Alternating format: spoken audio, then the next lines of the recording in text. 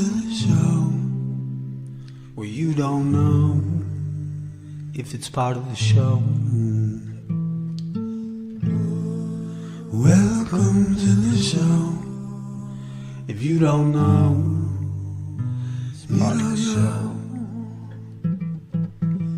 Didn't they teach you to reach for the stars while opening up the bars and keeping you chained down with mortgage bills and cars? Vaccines for your arms, kids sounding like supercharged, caffeinated hate-filled scars and rage-quit repertoires. No answers for yards, caught up in emotion that's not even yours. Imposter truths like impeccable retards, lined up for your serving of gish galloping wars. No remedy can save the lost, in love with the yarn. I'm tired of walking into refracted shards, poor science displayed by disgusting bards. Soaked in sin with your dupe is delight in a new hand of cards. Been so long, seems like for love I'm just too hard, I'm just too hard. I said, welcome to the show where you don't know if it's part of the show. Welcome to the show. If you don't know, you don't know.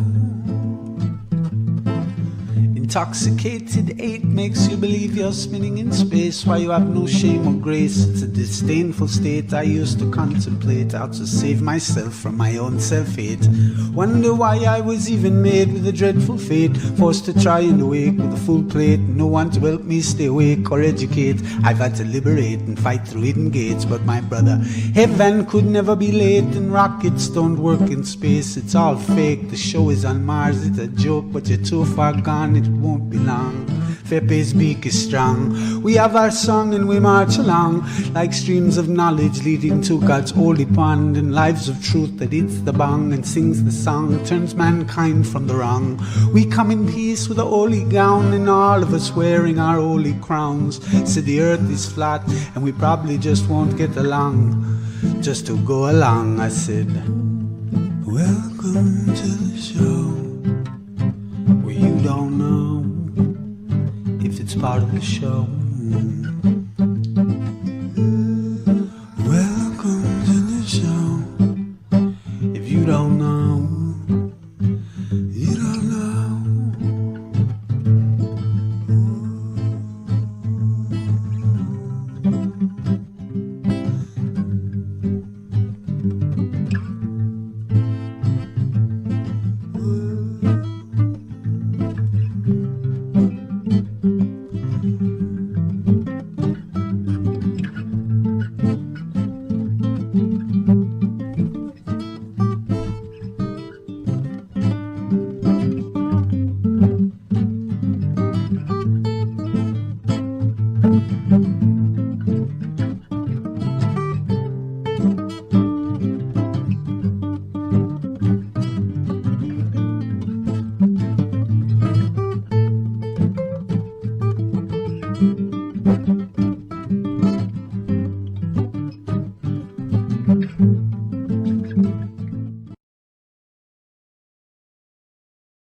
Hello, everyone. Hope you guys are doing fine today. Today's Monday morning here in Japan, and I hope you guys are doing fine today. I hope you guys enjoyed the show today. I got some interesting stuff to share with you. A shout out to all of you who are joining the show. Thanks for being here, brothers. New Hampshire is in the house. Hello, you, David. Go ahead then. Have my glass.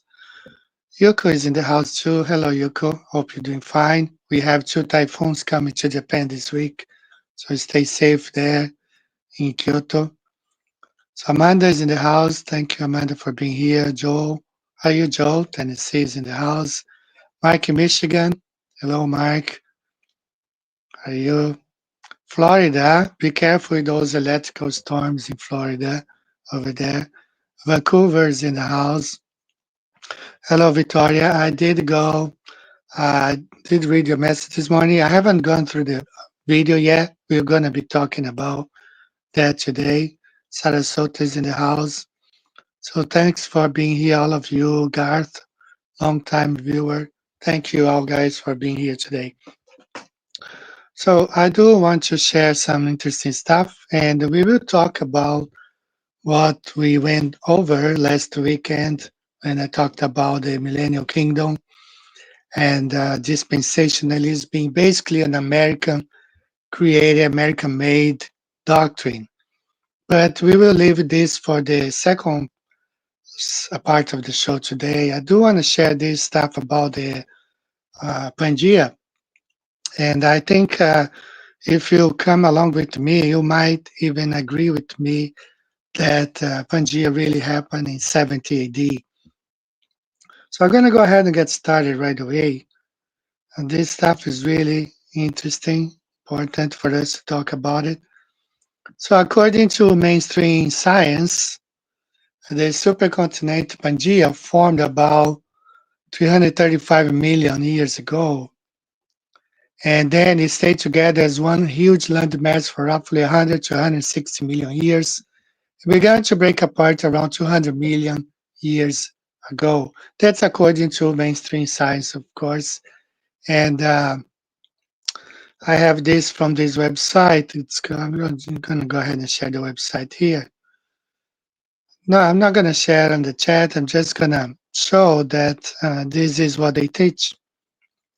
So the bookmarks right here, Pangea, the supercontinent, and that's where you get this image right there. So what's going on here? So let's go back. If you guys remember, there's a Bible passage, 2 Peter 3:5. For this they willingly are ignorant of that by the word of God the heavens were of old, and the earth is standing out of the water and in the water. So at the beginning of Genesis, we see that the Spirit of God was hovering above the water. So waters were here first, and then God spoke, and the dry land appeared. So it kind of would look like something like this, like they have in the Pangea, right? The dry land appeared, and we have all this water around. So it gets really interesting when you look at this is what I came up with. Remember the names Europe, Asia, and Africa. It was more recent. Before it was just this single land in the middle of the ocean. Now I did some research and I found out that in the population, world population 70 AD was around 250 million people. Now, Brazil today, as populous as it seems to be, there's only around 220 million people in Brazil. So you see one country alone, and there's plenty of land. Actually, Japan, I think a couple of years ago, had about 180 million people, just the island of Japan. So you can fit all this population in one single area easily. So perhaps they were not as scattered at that time as they are today. Now, why is this important? Some people have been taken to ChatGPT, and you can do it yourself. You can write a prompt asking for ChatGPT to make or to draw up the cosmology according to, let's say, the Book of Enoch. And people have done that, so create the world according to the Book of Enoch, and then you see how it is. And many other people have done differently. They say, well, they write a prompt asking ChatGPT to create an image based on the Bible, just on the passages of the Bible. And then you get the firmament, you get the flat land, everything. So what I did was something different yesterday. I went over ChatGPT and I asked ChatGPT to describe the world according to Homer. You guys are familiar with Homer and the Iliad? Well, that's the Greek, writer. So that's what ChatGPT gave me. The world according to the Iliad. Right, cosmology, earth, sky, sea, sky, and the realm of the dead. So we have Oceanus, which is this huge uh, sea around right here. The oceans. That it's a current that keeps churning. Very important, guys. Very important because we're gonna see it. So the great encircling river that flows around the world, it is the boundary of all things. The source of the rivers, the sea and the springs. The sun rises from oceans and sinks into it. So you have Uranus there, the heavenly sky, the solid sky dome above, held up by the pillars of the earth, the sun, moon, and stars. Move across an expanse. You have the Mount Olympus in the center, the gods standing right there. Earth, the broad land. And we have Hades, the realm of the dead. Beneath the earth lies Hades, where the souls of the dead dwell. In a shadowy realm far below the light of the sun, we have Tartarus, the deepest pit. Far beneath Hades lies Tartarus, a prison of darkness and torment for the wicked and the rebellious. So this is what we have, the world according to the Iliad by Homer, the hermeneutic of Homer. Earth is flat and broad, Oceanus encircles and defines the world. The sky is a solid expanse above the earth. The sun, moon, and stars move across the sky. Mount Olympus is the dwelling of the gods. Beneath the earth lies Hades, realm of the dead. Tartarus is the deepest place of punishment. The world is upheld by the pillars of the earth. So this is the world not according to the Bible. This is the world according to the Iliad by Homer. I've studied this, back in high school, and so why is this important? Was him describing the world the way it is, like they claimed that it existed 200 millions ago, Pangea. So if Homer was describing exactly what uh, modern science claims happened 200 million years ago, perhaps this idea that the continents were put together were uh, wasn't just an idea; was documented by the people in classical Greece. And the more people have written, so I'm not going to play this video right now. I'm just going to show you guys. This is the exactly what Homer described: the big river cycling, churning around this plane. This is what we observe today. This is the ocean stream around Antarctica, and this data is official data by NOAA, North Oceanic and Air Atmospheric Air, North Atlantic, something like that. And this is the data displayed on a map. Now, not just Homer wrote about this oceanus, this circling river churning around the rim of the earth. Homer was one of the first 8th century BC, according to modern history. We have this guy here in 700 BC. We have 6 to 5. All of them describe the same shape of the earth. Herodotus 484, Pindar, Aeschylus, Euripides, okay, and Apollonius of Rhodes 285. They all describe these oceanus appears within the traditional mythological geography surround the world. So they were describing this thing here. What modern science is telling us that happened 200 million years ago. The Greeks were explaining how the world was like just, before Christ, 100, 200 years before Christ. They were explaining how the world was. So pay attention to this video. This is from uh, you study oceanography, and let me play this video real quick. That's 1 minute long. Very interesting. right? Pay attention to this, how the world's oceans work. So I've mentioned several times that the Southern Ocean is special because it has no zonal boundaries. It's a complete channel. Since the Southern Ocean is a channel, winds can keep on churning it. So the main features here are the Antarctic Circumpolar Current, one of the more famous currents. It's also known as the West Wind Drift, and it's the only current to completely go around the Earth because of the special channel configuration of this ocean. And this obviously moves more water in terms of spare ribs, the transport, than any other current in the world, right? So look at this figure carefully. It is showing multiple convergences and divergences here. So you have the Antarctic Circumpolar Current outside, or the West Wind Drift.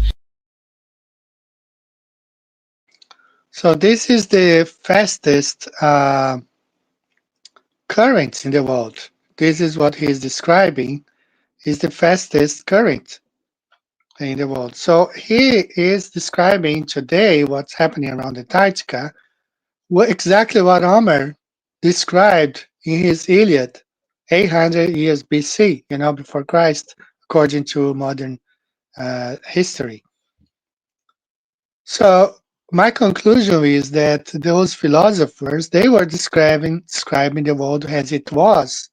It's not mythology. They were describing exactly how modern science claims existed 200 million years ago, actually extended all the way until the time of Christ.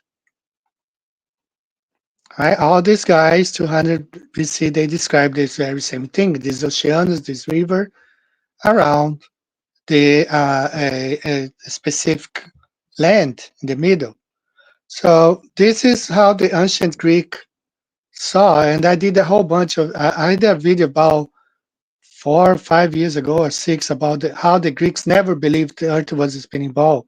You know, um, this is from a Greek website describing how they saw the world. You see this the land in the middle and the oceanus around it. This current, keep they claim to be a big river churning very fast. But it describes right here the Mount Olympus in the middle, right there, the land and the rivers. So I just came across about a video explaining the Iliad by Homer. This is based on the Antikythera mechanism, of course. It's a geocentric model. So the Greeks never believed the Earth was a spinning ball, first place, okay, to start with. But this is from this video. Okay, so first we see here Atlas holding the firmament.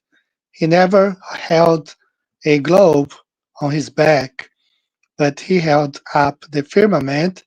This we see another image, the Strait of Gibraltar, and Atlas holding up the firmament.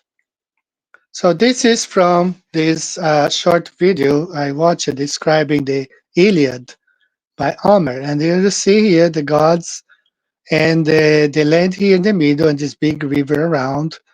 And the whole time they describe this. This is Pangea. This is exactly what the science claims to have happened 200 years ago, 200 million years ago. But the Greeks were explaining that's how they saw the world. They were describing the world just before Christ.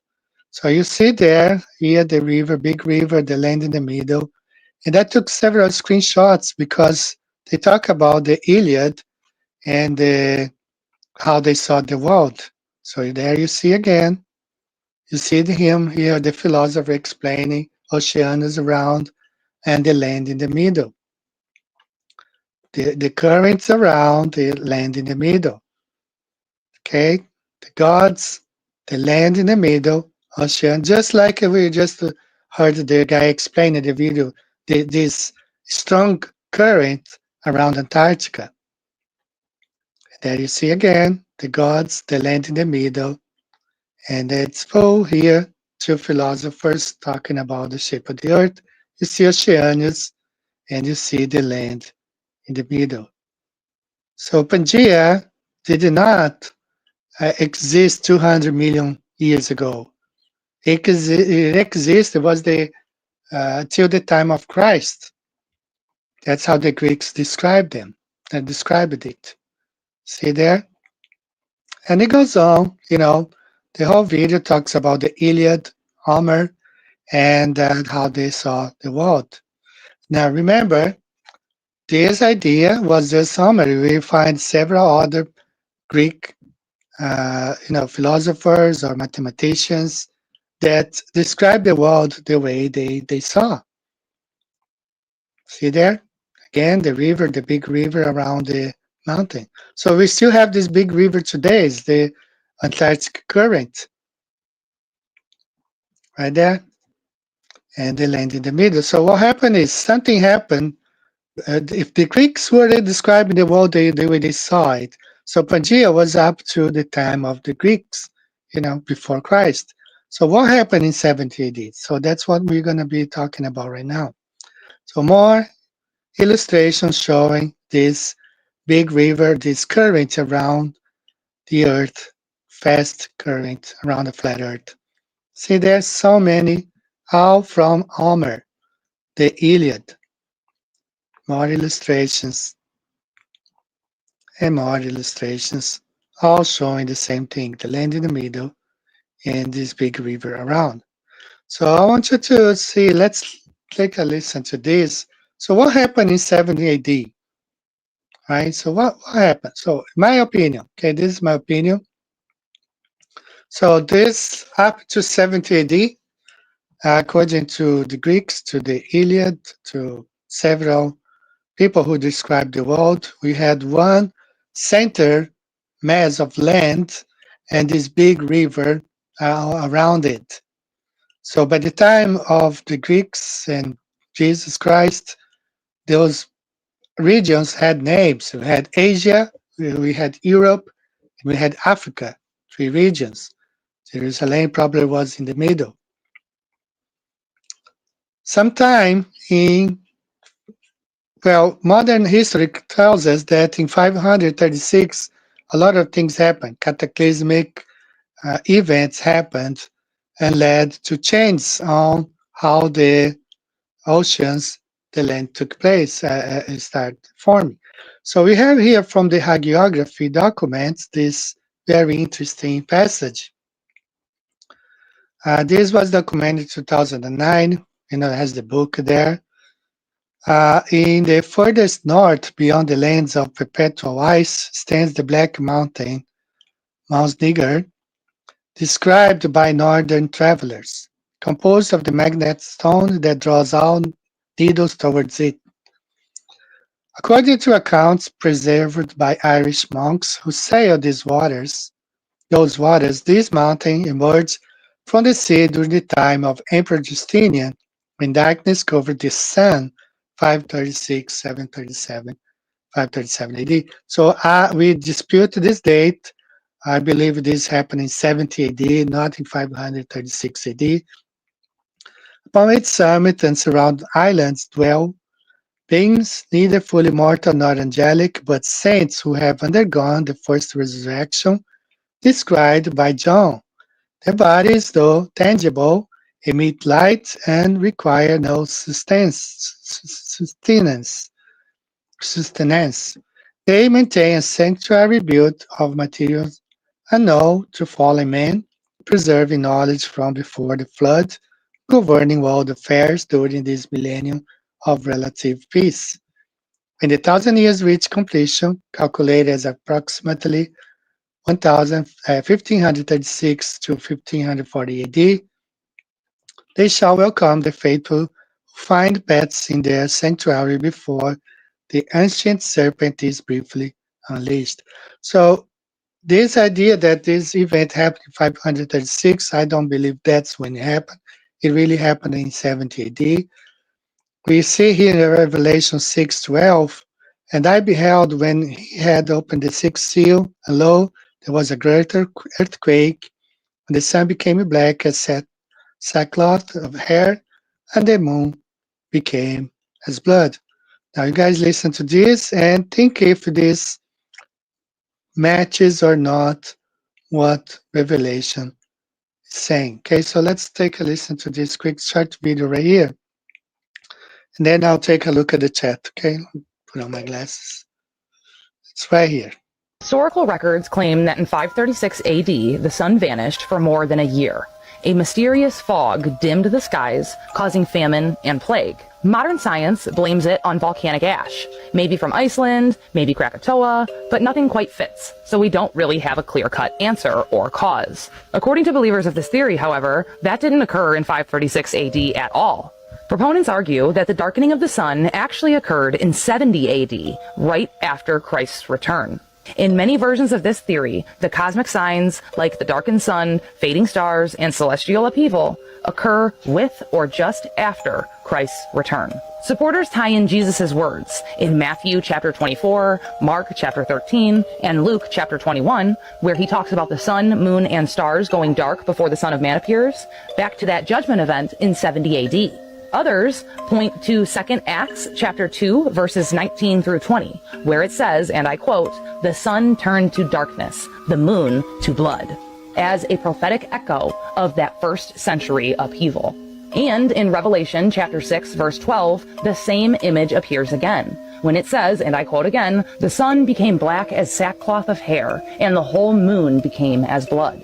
So, in this theory, the later 536 AD date is seen not as a separate or second event, but as a mistranslation, redating, or symbolic retelling of what really happened in 70 AD.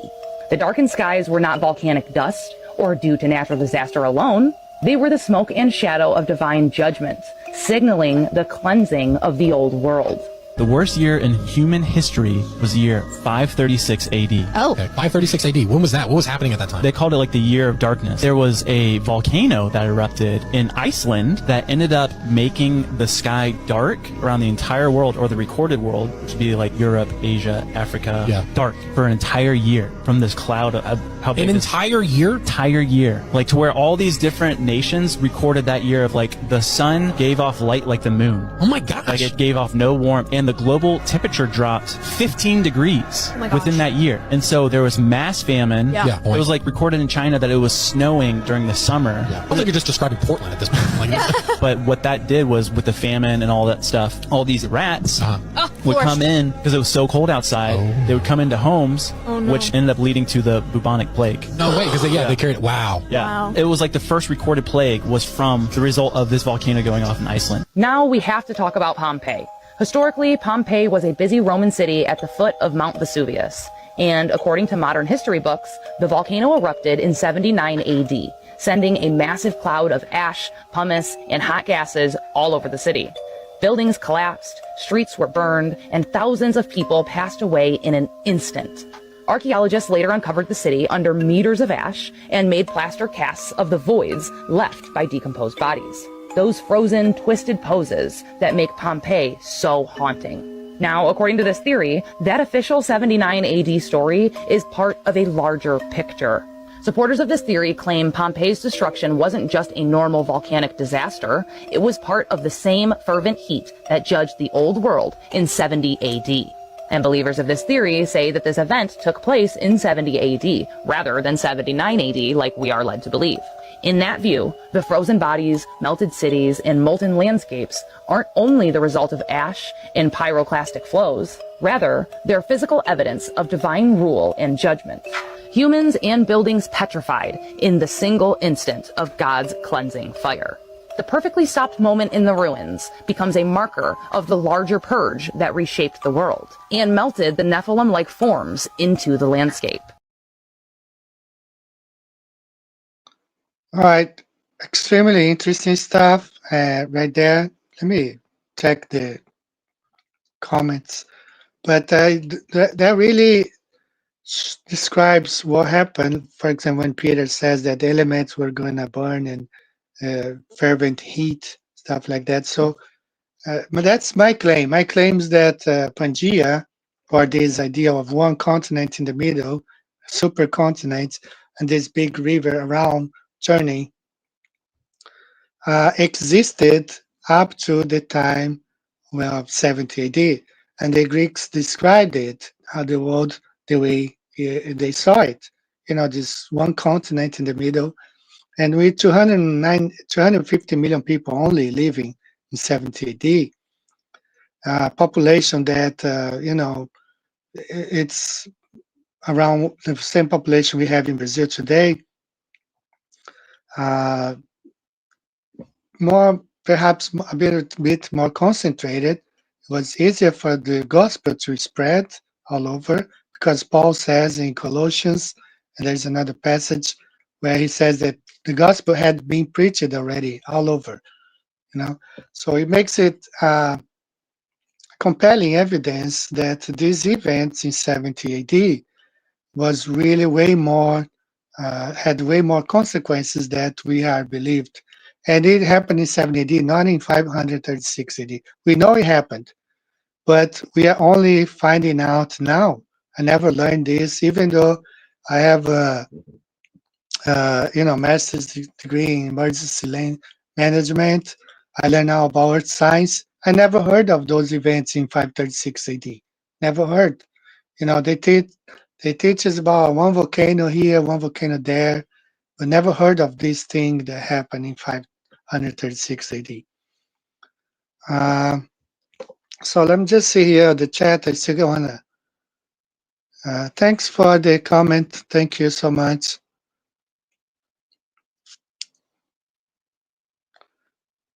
Yeah, we will talk about that some other time. Thanks so much. Okay. Yeah.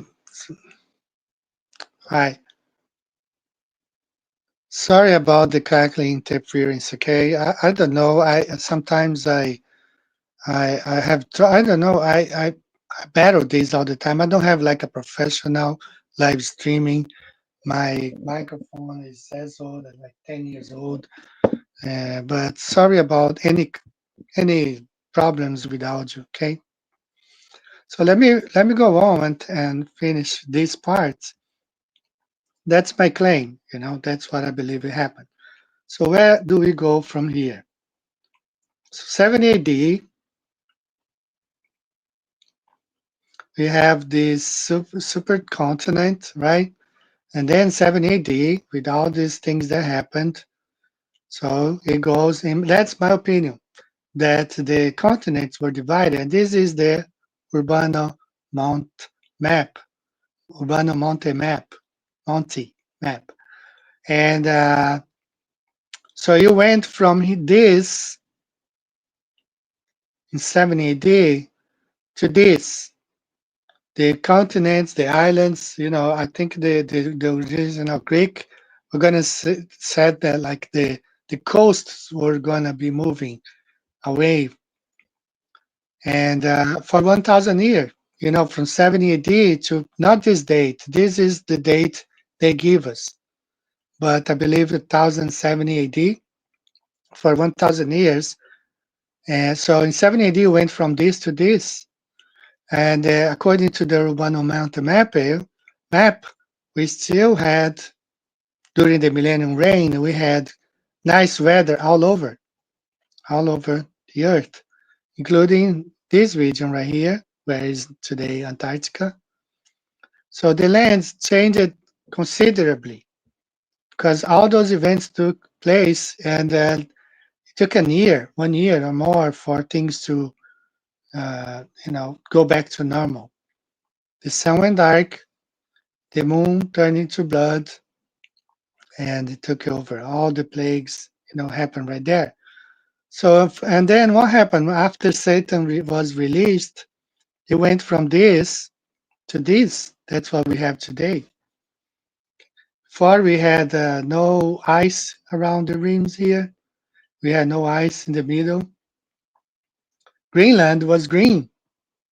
I was looking at the Urbano Monte map, and I translated into English here, some of the things here, the North Pole. And Greenland, in Italian, hold on, this map is high resolution, takes a while to populate. Perhaps it won't even populate. So the resolution here is like huge. I downloaded the, this is the highest resolution I could find. So right here, this is Greenland. And I see here, I can recognize Terra Verde. This is in Italian, but in Portuguese is the same, which means green land. So there was no ice at the time, and this map describes the world according to what it was during the Millennium Kingdom. And I'm not going to go over all this. I highlighted many things here, but let's wait for next week. We will talk just about this map. Right, so now, this is from a Norwegian book that not only described the same thing, like how they saw the world, and this mass land in the middle, but they described like the New Jerusalem in the sky. This is the North Pole, and they described this floating city. Right, let's zoom in a little bit. You see there, this floating city in the sky, described by pagans, by people who were not following Christianity, but they described the city in the sky. And I found this Japanese, this is a Japanese manga from the 90s that also described this floating city. So why all those people who are not even Christians are describing a floating city in the sky, which the Bible describes it, names it as the New Jerusalem coming down from heaven. So this is from this Japanese manga, 1990s. You can even see here Japanese characters here describing this floating city. And in 2020, I think they made a movie based on this very same Japanese cartoon describing this floating city, Alito. I think the name is Alito. You can find the trailer on YouTube. Right? So all these people are describing this floating city named Alita or Alito in the sky. So that's my claim that just like the Bible says, for this they really are ignorant of that by the word of God, the heavens were of old, and the earth is standing out of the water, and in the water, that's Peter describing. That's Peter describing this. So they described the world just like the Greeks did before it separated in about 70 AD. So Pangea did not take place in 200 million years ago. It really took place around 70 AD. So that's my claim, and I present here what I think are evidence, because all those Greek guys wrote about it, how they described the world, how they saw it. They didn't describe any spinning ball. And I did a video like 6 years ago that the Greeks never believed Earth was a spinning ball. Some of the claims they do today are manufactured, So this takes me back to this one thing right here. This is how the world it is now, all these destructions. So what caused all this destruction? This is in Algeria. This is a Roman city in Algeria. You see there, some of you have been seeing some videos of fires in Washington State right now. Looks very similar, looks like everything that was made of wood was burned down, and just the rocks were left standing. So what kind of heat would destroy this whole city? That's in Algeria. That's a Roman city in Algeria. It was destroyed, totally destroyed. Water, you see streets, you see everything there. Okay, So this is according to the fake history. In a way, those people might have been inserted into history, but you see there, this happened most likely the first century upon the return of Jesus Christ. And if you go on, this is, of course, one of the places, just one. You see there, all these things just completely destroyed, left there. So what caused all this destruction all at once? And we have this place here. This is in Turkey, Mount Neyrut in Turkey. Same thing, huge. Those stones are huge. Those heads. I've seen one video where the person gets close to those heads right there. It's giant, just the head. Those, the person is really small, close to those heads right there. So why were all those places destroyed all around the same time? So what happened in 70 AD that destroyed all these cities? That's because, Dinodo was saying, oh, we don't see any destructions. Yes, it's everywhere. We see all the destruction. And just one more. So this is Rome being dug out. This is Rome being dug out in about 120 years ago. So Rome was totally buried for 1,000 years. I don't know for how long because we don't have any idea what year we are right now. But this is modern Rome being unearthed,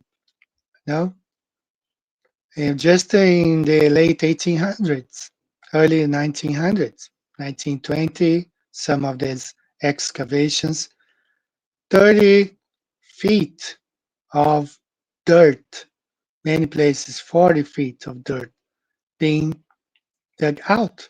Even Pompeii, if you see, they are digging out Pompeii. So all those places from Turkey, Africa, Asia, all being, unearthed, right? This is still being done so. Some places they are still doing so. All these were covered, and they have been digging this stuff out in the last 150 years. So this cataclysmic event, you see there, I think this is Pompeii. This cataclysmic events happened not 200 million years ago, this separation of the continents. But it's my claim that this whole thing happened in 70 AD. We see here where this is where the temple used to be, not that place where they keep praying on the wall. No? And this is Chorazin, Bethsaida, completely destroyed. So everything that Jesus said in chapter 24, Gospel of Matthew, already took place. So this is my claim is that Pangea really happened in 70 AD, not 200 million years ago. The Greeks wrote about how the Oceanus was this current, big river churning around this center, the land masses in the center.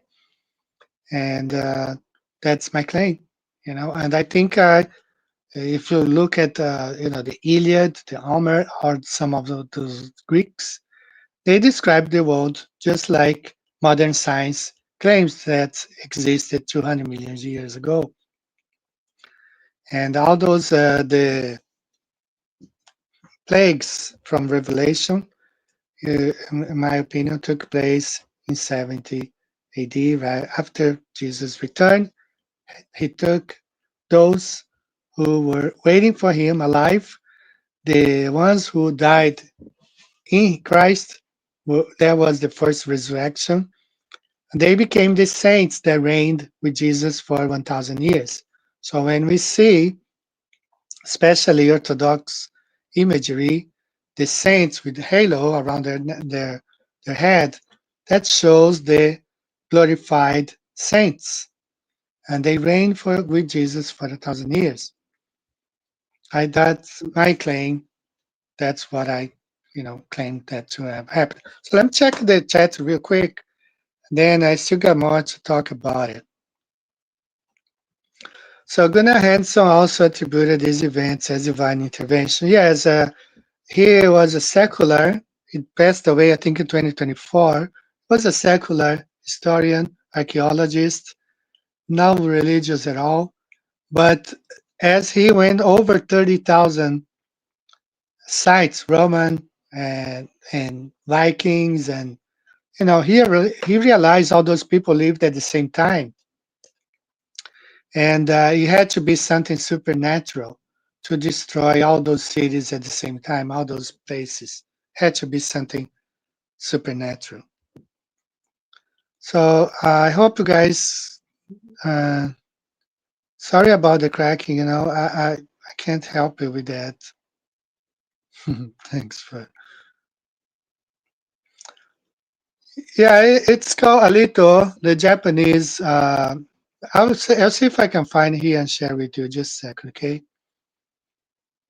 Telling the truth. Yeah, the Greeks were they were describing, they were just like people today describe like the fires that's happening in Washington State right now, or Maui. People were documenting, placing videos. So they were describing the world as they saw the world at that time. So Pangea wasn't something that happened 200 million years ago. The Greeks wrote it. That's how it was the time they were alive. So that takes me back to what we talked about last week. We talked about dispensationalism, and I know Dinodo has been beating that same drum, dispensationalist drum, very hard, and he ignores a bit. So this is what I took it from Wikipedia. I was supposed to show this last week. Futurism in Christianity. So during the Reformation, historicism was the dominant view. All or nearly all of the reformers saw the Pope as the Antichrist. Futurism emerged after this time as a Roman Catholic response to historicism. This rise of futurism is generally associated with a Jesuit priest named Francisco Ribera.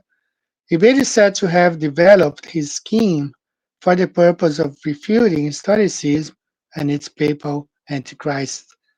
A scheme similar to Ribera's was put forward by Italian Archbishop Robert Bellarmine, 1542-1621. Another Jesuit, Manuel Lacunza, wrote in favor of futurism under the pen name Ben Ezra, and his work was banned by the Catholic Church until the 19th century. The futurist view was generally shunned by non-Catholics, being seen as a self-defense of the papacy against the claims of its historicist reformers.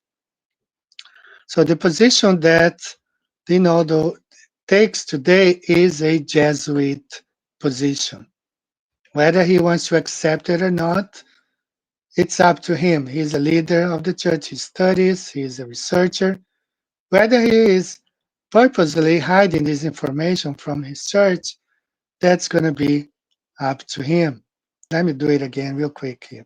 So this is Clarence Larkin,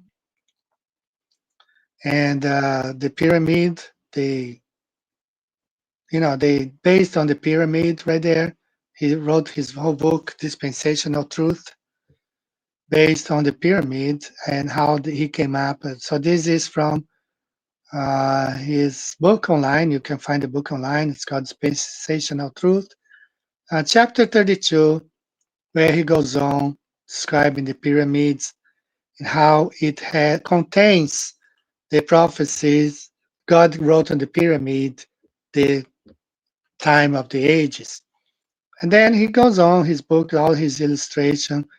You see the ball earth, heliocentric, the creation of the earth, first day, cosmic light, and then the second day, firmament formed, the firmament around the ball earth. Then the earth becomes flat somehow, but it's a ball. And then here, solar light restored.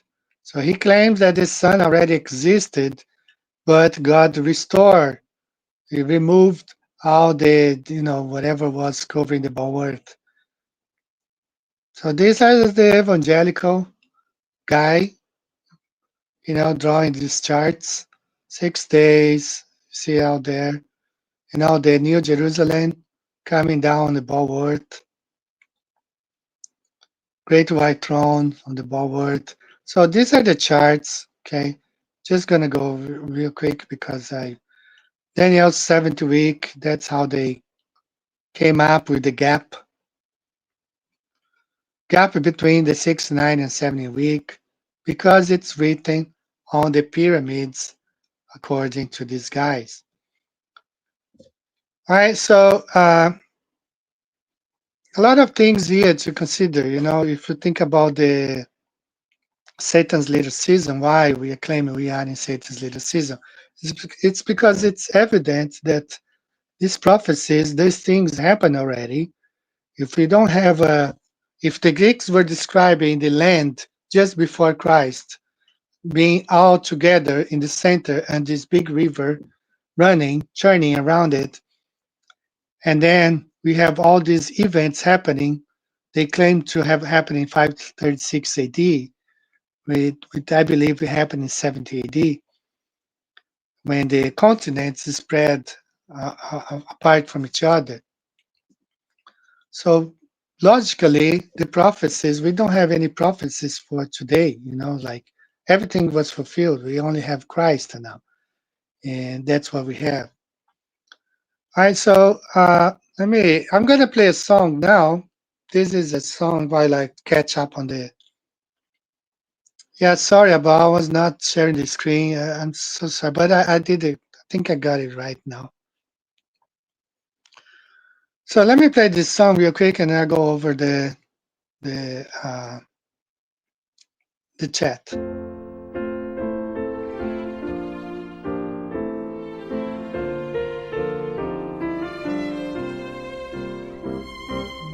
Keegan, Macoonan, McDuffie, McFlew, to Mark on Toctica for the McRoof, who end the McDibet, Mac once and for all, and show that we'll live on the spinning Mac ball.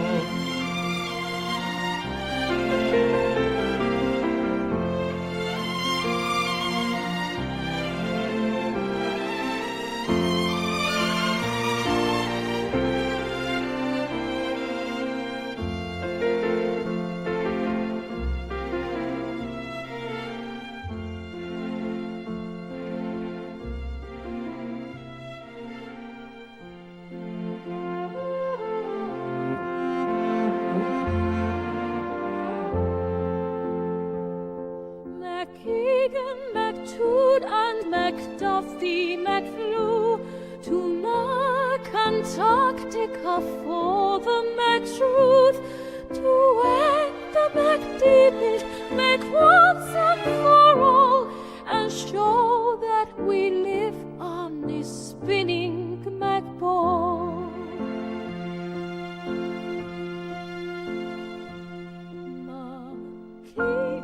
McTood and McDuffie, McFlew, to Mark Antarctica for the McTruth, to end the McDibet, Mac once and for all, and show that we live on the spinning McBall.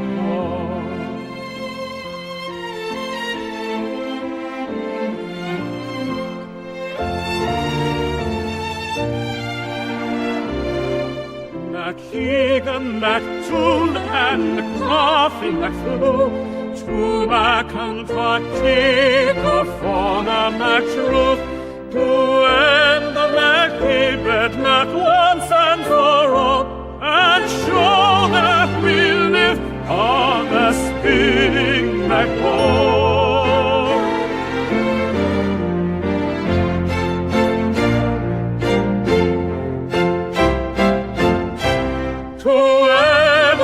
Keep it once and for all, to end the and with once and for all, to end the hatred that once and for all, let Rome Africa and bond.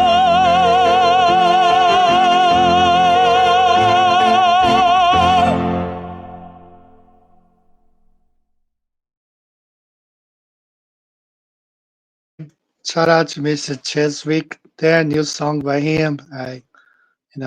Very funny song. Next week we're going to be talking about TFE. I don't want to cram it all together in one show like today, but next week we'll be talking about a bit about TFE back. All right, so Victoria, I have not gone back to the last week live stream, so I know you've been handling all the comments there. I haven't commented at all. I will do so this week because when we talk about these things, this takes a lot of energy. It takes a lot of energy. We cannot fix, many things. I cannot fix, let's say, Christianity. There's 140,000 different divisions out there. And I'm just sticking to the words that Jesus said. He spoke to the people right in front of him. He said those things were going to be destroyed. The temple was going to be destroyed. Peter wrote about the elements were going to be dissolved. And now those churches that exist at that time, they have all been destroyed. The cities, Ephesus, everywhere you go, it's just ruins. And so I stick to what the Bible says. I don't stick with any Jesuit that,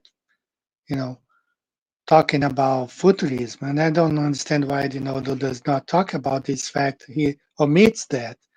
But I understand because when you have political aspirations, you gotta play along, gotta go along with the, dance according to the music. Perhaps he doesn't know that some things are not revealed to him. It will be revealed. Like, let's say that he becomes a governor. And that I'm saying this because I'm based on what Jesse Ventura said. So Jesse Ventura, he ran for the governor of Minnesota. He became governor. He became governor there. And once he became a governor, he found out there was a seat inside the the mansion there, the governor's mansion, of a permanent. There is a permanent position there. That's not, the person is not elected. It's just a permanent position. The guy stays there until he dies. Then somebody else places another guy there. And the guy basically just do most of the decisions, just like the gray pope.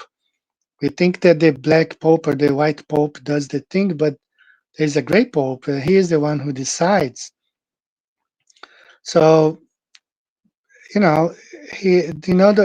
sticks with the regular McHugh, Tim McGraw, Mossad, Maxwell books, history books, and he claims I talked to you guys several weeks ago about the documents from the King of Portugal. They wrote to the Pope in the 1300s, saying they had already discovered land. Brazil was theirs, way before Columbus even existed.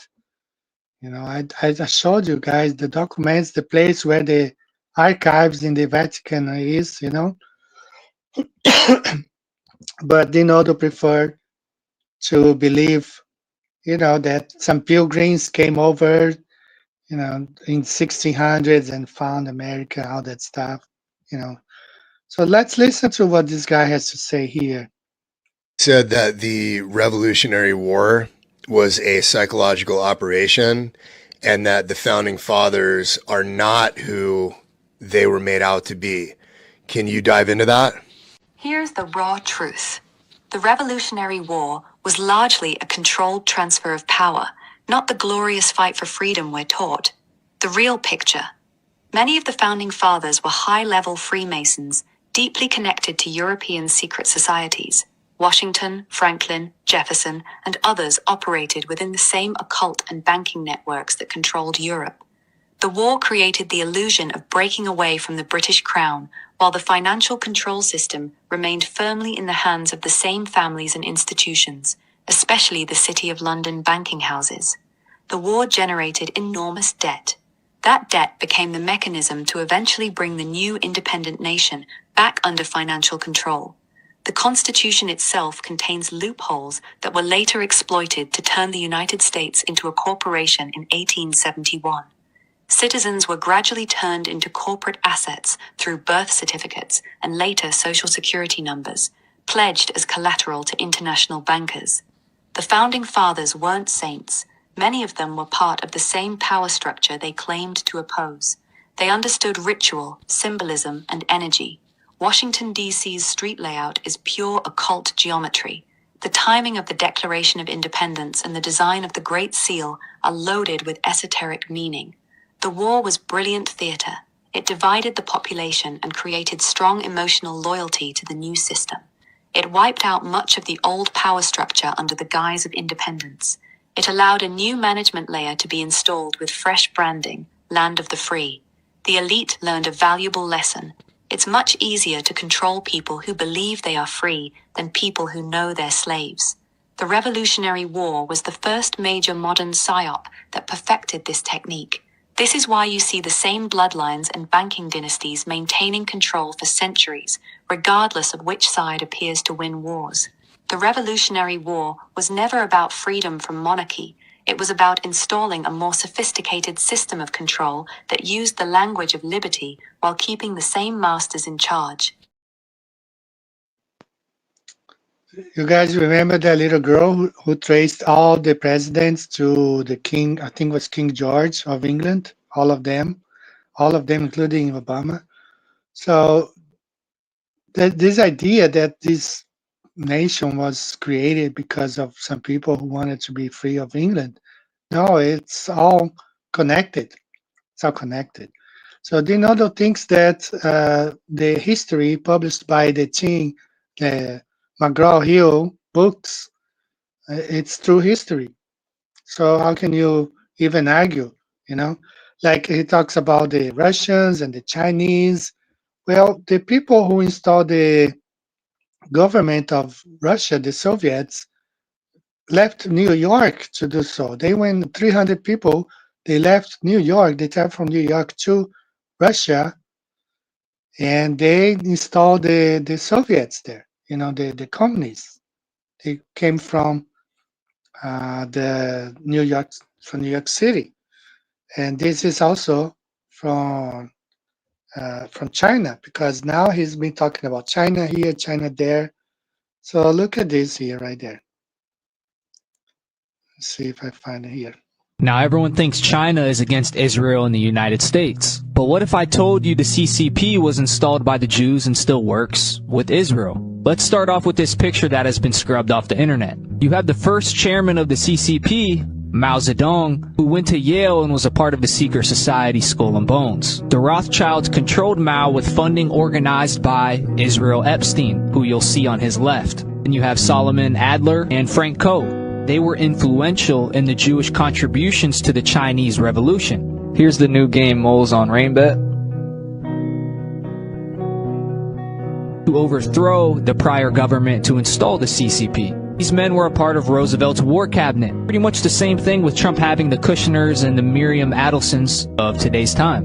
The People's Republic of China was founded in 1949, when the Chinese Communist Party, led by Mao Zedong, won the Chinese Civil War against the nationalists and declared the new communist state on October 1st, 1949, which was funded by the Rothschilds to install the CCP. The Zionists were majorly funded by two Jewish family dynasties that made their fortune with the opium trade throughout China, the Sassoons and the Kadoris. But as a result of this, 1 out of every 10 Chinese citizens became addicted to the drug. Both of these families transformed Shanghai after World War I, changed the face of the city and even the country, China. They built hotels, nightclubs, and casinos. Their influence was so strong the Chinese came up with a word that described Jewish workers, and that word was Sassoon. So now you're seeing who funded and created the CCP. Let's fast forward. CIA Director James Woolsey 1993 stated Israel was China's main source of advanced defense tech since 1989. Israel has passed U.S. military technology to China over the years, including a secret U.S. missile and electro-optics technology. Israel allegedly used U.S.-funded technology from the canceled Lavi Jet project to assist China's J-10 fighter development, which included avionics, flight controls, etc. This violates the U.S. Arms Export Control Act, which requires approval for retransfers of U.S. origin items. Netanyahu said he's looking to marry Israel's technology with China's capacity. While the mainstream media is telling you China is the bad guy, they're a part of the same team we just merged with. That's why I've been trying to tell you this is all theater when you zoom out. The one world government has already been in effect. If World War III does happen, the leaders of each country are in on it. And World War III is what you call the Holy War. It's to have the Christians and Muslims destroy each other. So they are working together. You know, they were installed by the same people. And that I want to talk about these Tartarian maps here, because you know they'll keep saying all the time Jesus, you know, oh the Romans and the Chinese. Well, China was nothing. Even in the time of 1700s, according to this map, China was a small region, very small region here. Had the Great Wall of Tartaria, of course. You see on all those maps. So India was way more powerful because we find in the book of Ruth, the Bible, talked about India. But China wasn't even united. It was like a whole bunch of tribes. It's just like the American Indians, the native Indians, so many different tribes. So that's why we cannot say like the empire of North America before the Europeans, because all those tribes were separated. Same thing in China, it's just China. It wasn't this powerful empire, Chinese empire before. No, actually it was the communists who really united China, but even today they are a bit divided. See there, all those, even the Tartaria maps, China was small, smaller than India. It has grown now because of communism. But see there, China was really small. Now, if you go back to 70 AD, it was just a very small kingdom. If the whole population of the world was 250 million people, China was just a couple million people. So there, China, have Japan right here, China, and all those countries, Tartaria.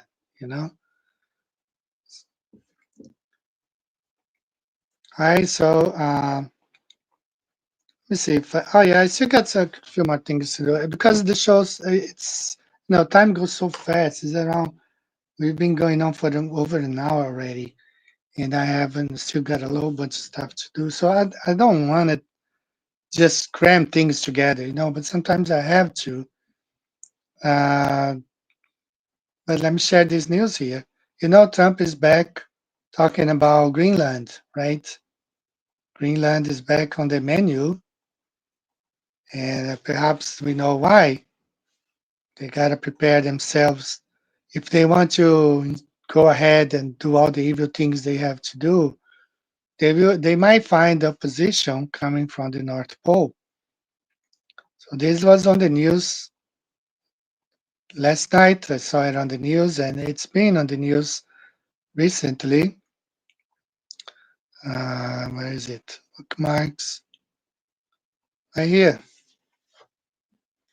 Dutch NATO troops to take Greenland amid Trump's push to take his island from Denmark. That's August 8th, just a couple of days ago. Today is the 10th. He is making moves again towards Greenland, and he wants to take over the land.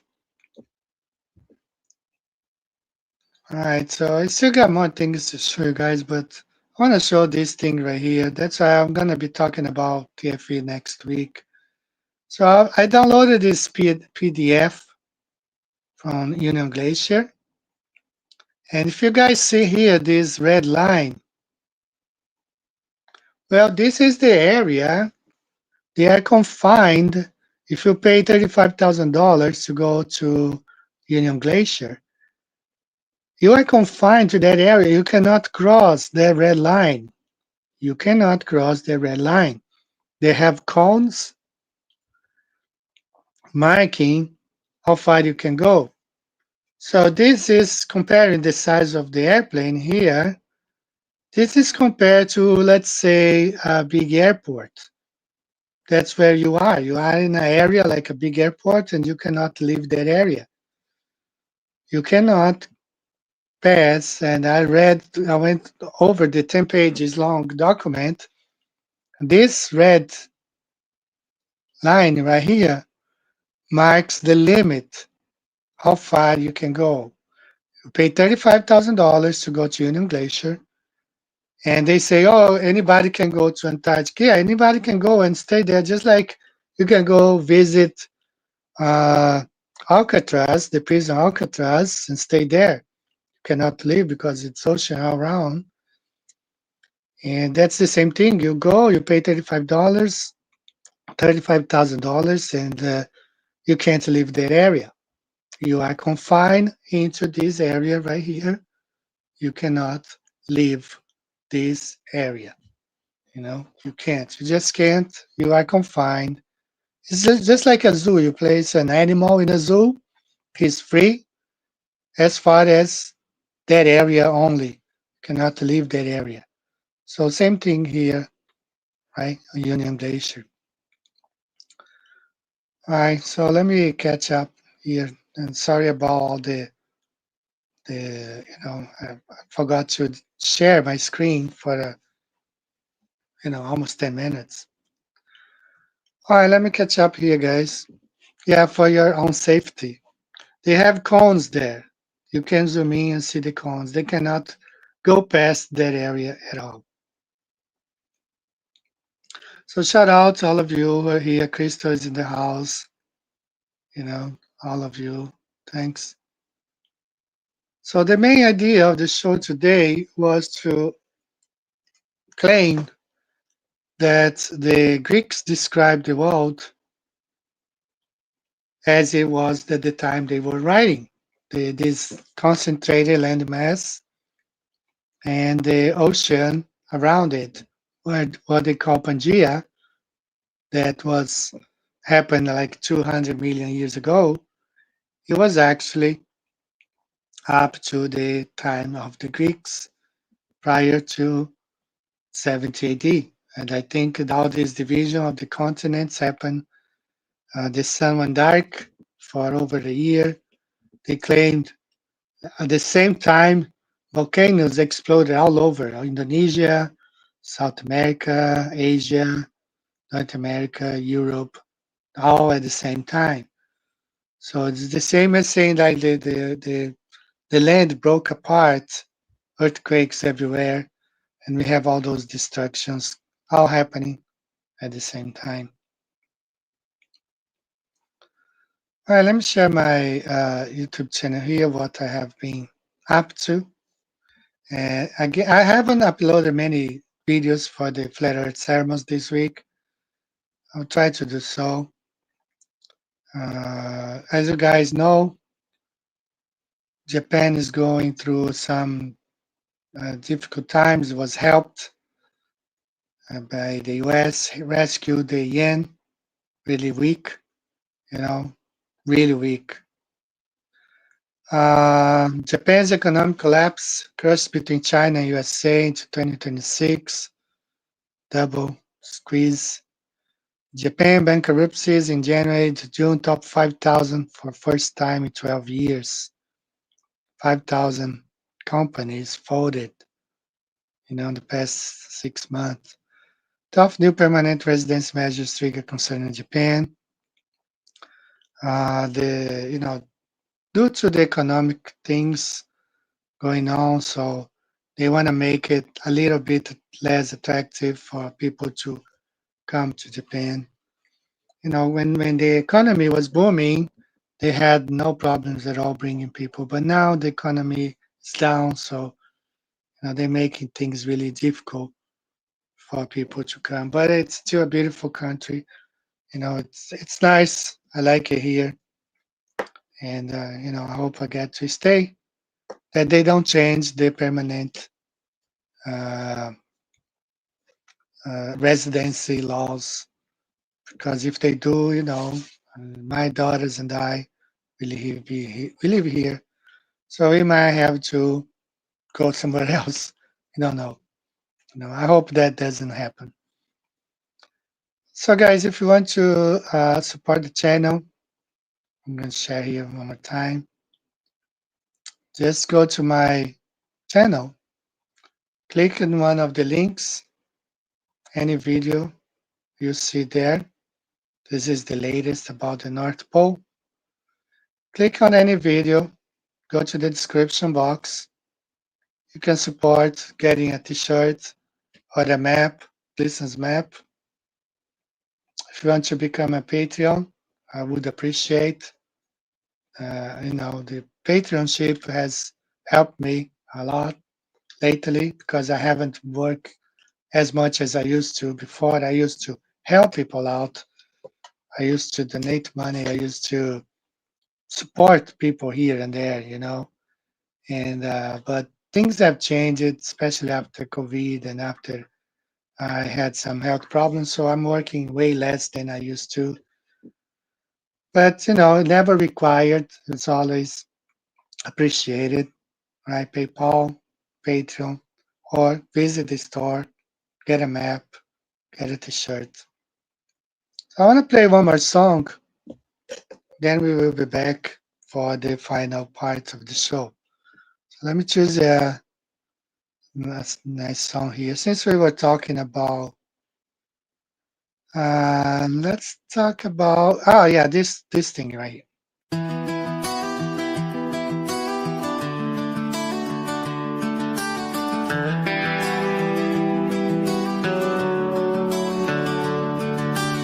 Turn on the news, it's all a lie. Elites in suits deciding who lives and dies. Gates on stage, smiling wide, talking population like it's genocide.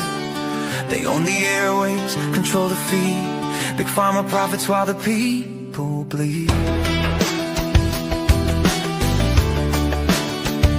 He stood up tall in that TED light glow. 2010, let the whole world know. 6.8 billion headed to 9, but with our shots and health design, we can lower that 10-15%. Didn't say kill, but that's what he meant. Jabs, healthcare, reproductive control, saving the kids, nothing in the soul.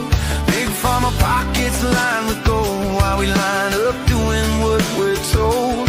Government pushes the needle deep, media calls us crazy if we speak. Bill Gates wants less of us on this earth, talking to population like it's rebirth. Shots in our arms for profit and gain. Big pharma laughs while we feel the pain. Government lies, media pins the tail. Wake up, fight back, we will not fail. We will not fail.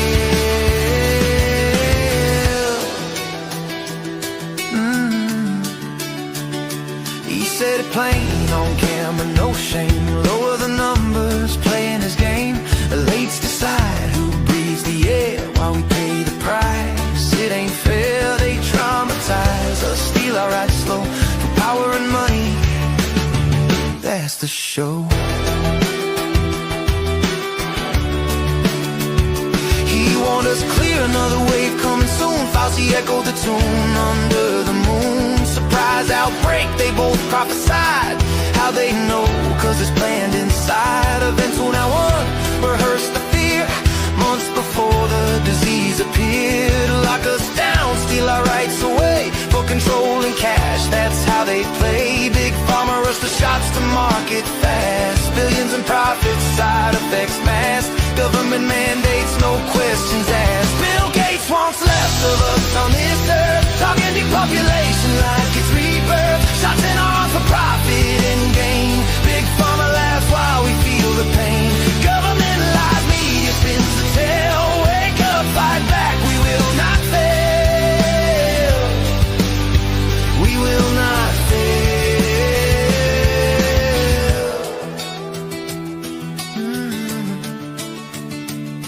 poison the well, then sell the cure. Trauma and fear keep us insecure. Needles and mandates divide and rule, while billionaires watch from their private pool. Media blackouts on the injured cry. Censor the truth, spread the lies.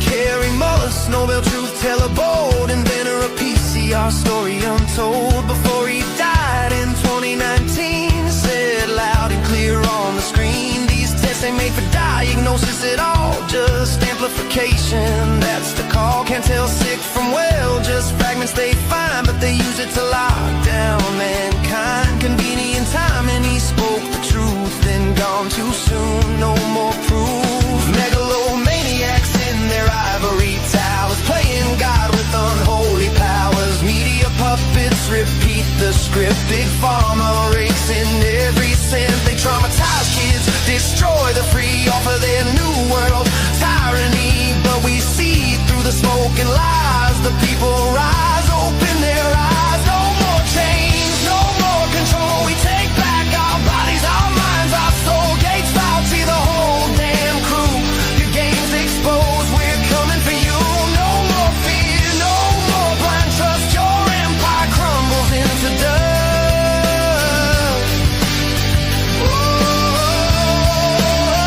Bill Gates wants less of us on this earth, talking depopulation like it's rebirth. Shots in on for profit and gain. Big pharma laughs while we feel the pain. Government lies, media spins the tale. Wake up, fight back, we will prevail.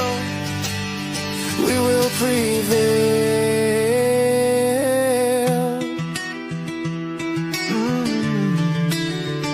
He said it himself, 10 to 15. Lower the number, know what I mean. Carry wonders, test for fraud. Rise up now against the overlords. We won't bow, we won't break.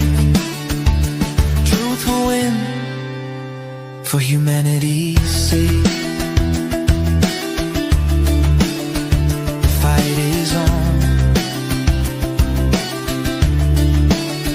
Freedom will wait.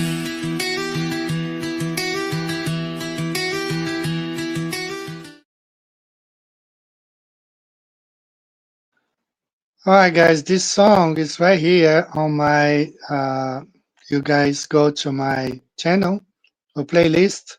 It's called Flat Earth Music. Start your curious, the ending song is always the top one. And this one that I just finished playing, it's called The Wolves by Laser Test Music. He wrote the song. He just asked Sono for the song, for the beat, but for the music, but he wrote the song. The Missing J, which I love this song. So you see all the songs that I play here are right there. Flat Earth Music. Just go there to my channel. It's a playlist. All the songs that I play here is right here. All of them, including the TFE songs, you know, the Jaren's Home Depot Earth right there. All the songs are right there, okay? So download, share, it's up to you. All right, guys, I think that's going to be all for today. I appreciate. I will be, Victoria, I'm going to be watching, responding the last week's stream. Takes a lot of energy, you know, to concentrate, to go over this stuff. But I just wish that, you know, though, would understand that everything is a lie. If he wants to try to get elected to change things, it will be very hard, you know, because everything is controlled. We are in Satan's little season. So Satan rules this world right now. So it's very hard to go against, you know. So thank you, everyone, for being here today. Thank you, Victoria. Thank you, Yuko, Crystal, all of you who are here. So many good people. Thank you all. I appreciate, you know, it's good to share some time with you guys and talk about flat Earth. This is a flat Earth channel, and about little season, Satan's little season. That's what we have to the conclusion. Come to the conclusion. Since everything in the Bible is already past, what Jesus spoke was going to happen already happened. So the only time that we find fitting the Bible is after the Millennium Kingdom, when Satan is released to deceive the nations. That's what he's doing right now, ultimately to circle the camp of the saints at the North Pole. As we keep seeing the news, I don't think they're going to play the alien cards. Some of my Brazilian friends think they have changed it because nobody cared about their movie, the release of Disclosure Day. Nobody cared. They've been talking about alien disclosure for a year. Nobody cares about it. So they might scrape that out. We don't know. Unless the New Jerusalem comes down and they claim it's some sort of alien spaceship invading Earth. So I'll see you guys again next week. All right, take care. Hope you guys have a safe week. Bye-bye.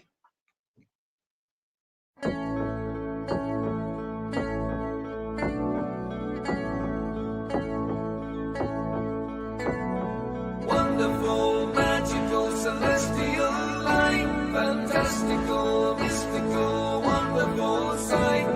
Belgian Swiss physicist Auguste Piccard, 1931, first to reach for the stars, was the first to explore the air view stratospherius. A scientist curious to see what was there. An aluminium black ball on a helium balloon, with photos and instruments, sailed towards the moon, rose in just half an hour, 52,000 feet, 10 miles of depth, air pressure, up a dead drop in heat and cold, but disproving gravity. Wonderful, mystical, beautiful sight, flat line separation of black from blue light, a world run by false make-believers, hiding in shadows, stealing our light. Mystical, fluorescent light, wonderful, magical, awesome, yes, stealing our light. Wonderful, let there be light, supernatural, eternal, supernatural. Up we go, higher than rainbows, higher than mountains, above cumulonimbus, higher than 360 around us, but right round behind us, any height that you dare. The sun and the moon both revolve above around us, to forever short time past intelligently there. You'll never beat us, you'll never defeat us, no more you deceive us, keep the real light there. Kipper and Piccard were the first ever known to reach up there. Divine luminescent light, mystical, wonderful, celestial light. So what was their eternal testimony? What did they report back to humanity? Said it seemed like a flat disk far as eyes can see, with an upturned edge fading into infinity. A mystical, ethereal, celestial sight, a divine creation, a clockwork of light, designed hid by deceivers and false make-believers, still cowering in shadows, still fearing our light. Here we go, higher than Everest, higher than airplanes, above zero cumulus, higher than air, a level horizon, 360 around us, no motion beneath us, no spinning road there. Stars of the firmament turn along around us, to forever short time past geometrically there.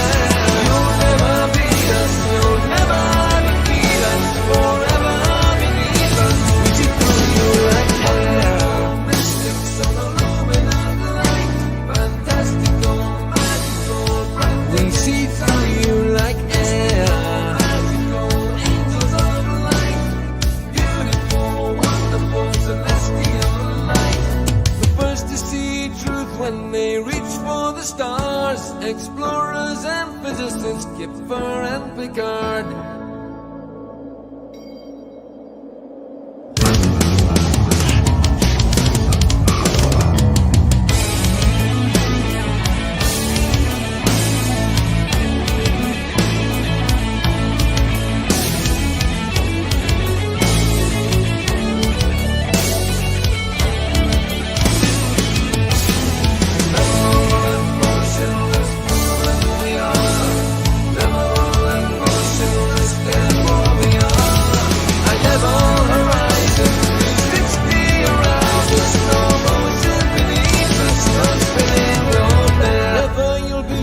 Never you'll defeat us, forever beneath us. We see through you like air.